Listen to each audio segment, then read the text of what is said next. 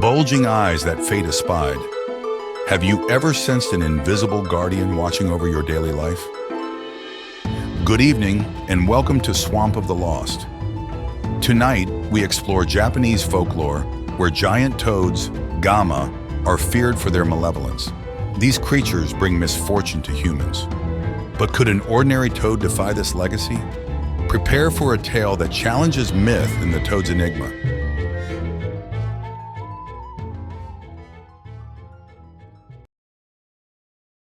In my grandfather's house, a large toad still lives under the edge of the veranda. Apparently, it settled there when my father was in kindergarten. At that time, its body length was about 2 inches, so it was probably an individual that had just been born about a year before. Year by year, it grew larger, and now its body length alone exceeds 10 inches, an exceptionally large size for a toad. During the day, the toad sleeps under the veranda. In the evening, when the sun sets, it crawls out from there. Then my grandfather brings insects and earthworms that he caught during the day. When my grandfather picks up the food with disposable chopsticks and shakes it in front of the toad's nose, it extends its tongue and gobbles it up. When the toad's belly is full, it raises its hands in front of it as if to say, "I'm good," and then crawls back under the veranda. Once it eats well, it seems to last for 2 or 3 days and doesn't come out every day. When my grandfather calls out to the toad hiding under the edge of the veranda, asking if its belly is full today, it peeks out halfway from behind a potted plant, shows its face, and then quickly retreats. It's like being kept as a pet in the garden, not quite a completely wild individual. In this way, the toad has been living for nearly 50 years. When I looked it up, I found that the lifespan of a toad in the wild is about 4 to 5 years. In captivity, it is around 10 years.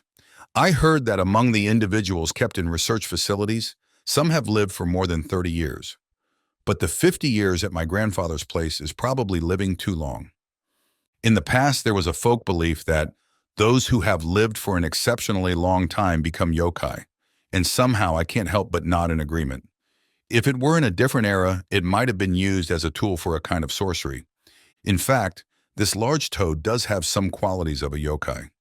It may sound a bit exaggerated, but the story goes that this toad saved my life. However, I don't remember anything about that time at all. It wasn't until much later that my grandfather and father told me about it, and I learned about it for the first time. The incident happened during a long holiday when I was in the first grade of elementary school. My grandfather's house is located in the middle of nowhere, at the foot of a mountain. That year, it seemed to be a peak year for Japanese pit vipers, also known as mamushi. We would spot them 2 or 3 times a day, and there wasn't a single day without seeing one. It's important to note that mamushi are venomous snakes native to Japan and can pose a serious threat to humans. Every year, it was a tradition for me to stay at my grandfather's house during the extended holiday period, but that year, my grandfather called my father and said, "There are too many pit vipers around this year, and it's not safe, so don't come." However, I apparently threw a tantrum and insisted on going no matter what. So they had no choice but to decide that we would go, taking extra precautions. As soon as we arrived at my grandfather's house, the conversation turned to the mamushi. My grandfather mentioned that several of them had been slithering around the gate since morning, and he couldn't help but think that they were trying to get inside the house. Whenever my grandfather spots a mamushi, he immediately goes outside to try to catch it. But by that time, it quickly disappears into hiding, making it impossible to get rid of. Given the circumstances, they decided that whenever I wanted to go out into the garden, an adult would have to accompany me. It was the evening of that day. Apparently, I had ventured into the garden by myself. I must have snuck out on my own, taking advantage of a momentary lapse in the adult's attention. I have no recollection of the situation at that time. When my grandfather found me, I was crouching next to the gatepost, gazing up at the roof of the house. A short distance from my feet, a large mamushi had coiled its body into an S shape, poised to strike. My grandfather said that its body was as thick as my arm at the time, indicating its considerable size. I seemed oblivious to the presence of the mamushi. Between the mamushi and me, there was my grandfather's large toad. It had planted its hands on the ground, straightened its arms, and puffed up its body in a threatening posture, staring down the pit viper. My grandfather tried to rush to my rescue, But as he reached the front door, he found himself unable to move forward.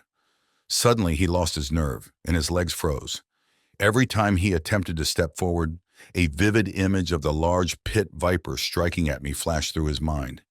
It was so shocking, as if he were witnessing the scene firsthand, that his body would involuntarily seize up. He couldn't distinguish whether it was just a figment of his imagination or if it was actually happening. Each time he mustered the courage to try to move forward, the same terrifying scene would play out in his mind, paralyzing him. My grandfather became convinced that if he made one wrong move, his worst fear would come true. He was completely overwhelmed by the presence of the large mamushi. The large mamushi wasn't targeting the toad, it was clearly aiming for me. It tried to lunge past the toad several times to get to me, but each time, the toad shifted its body to block the snake's path. Thwarted, the mamushi retreated, rapidly vibrating the tip of its tail, like a rattlesnake issuing a warning. As the standoff continued, both the mamushi and the toad's movements gradually became smaller and smaller until they were both utterly motionless, locked in a tense face-off. As for what I was doing during all of this, I seemed to be completely engrossed in something else entirely. My grandfather couldn't tell what had captured my attention so completely from where he was standing. It appeared to be something on the roof of the house, and I was apparently staring up at it, transfixed. Of course, I was blissfully unaware of the life-or-death drama unfolding at my feet. The standoff continued for what felt like an eternity, perhaps 10 or 15 minutes. Suddenly, a faint, chime-like sound rang out, and the tension that had gripped the scene dissipated in an instant. My grandfather was filled with immense courage. Grabbing a broom nearby, he rushed over to where I was standing. He swung the broom with all his might at the large pit viper, and something incredible happened. The snake crumpled in on itself like a deflated paper bag. When he picked it up, he discovered that the large mamushi was now nothing more than an empty husk, its insides completely gone. Although he couldn't quite explain what had transpired, my grandfather realized that somehow the toad had emerged victorious in its confrontation with the pit viper. From that moment on, the mamushi, which had been a constant presence in the days leading up to this event, vanished without a trace. Apparently, in the midst of all the commotion, no one had been able to ask me about what I had witnessed. It wasn't until we were all seated around the dinner table that my grandfather finally broached the subject. "Earlier, when you were looking up at the roof of the house, what exactly did you see?" he asked. Piecing together my childish, fragmented account as best he could, my grandfather arrived at the following conclusion. It seemed that several celestial maidens had been perched in a row along the edge of the roof, pointing down at the ground below and giggling in amusement at the spectacle unfolding before them. As a gust of wind swept these ethereal beings aloft, a faint, shrill chime reverberated through the air. I had been trying to see where the wind was carrying them when my grandfather came running over, followed closely by my grandmother, mother, and father.